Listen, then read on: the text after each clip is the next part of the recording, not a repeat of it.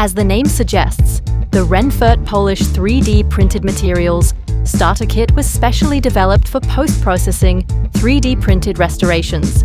Coordinated instruments for both resin and filament prints, combined with a specially developed polishing paste, make this kit an ideal assistant for both dental offices and labs.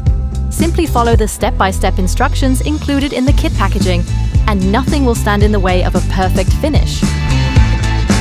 First, use the pre-polisher 3D side to pre-finish the side surfaces of the crown at 6,000 to 10,000 revolutions per minute. Step 2. Use the pre-polisher 3D top to optimally prep the restoration's occlusal surface. A speed range of 6,000 to 10,000 revolutions per minute is recommended here as well.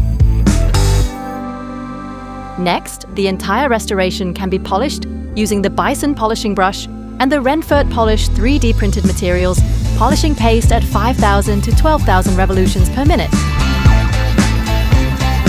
In step 4, start the high gloss polishing using the leather buff with a recommended speed of 5,000 to 10,000 revolutions per minute. Finally, the restoration is finalized at 5,000 to 12,000 revolutions per minute using the cotton buff.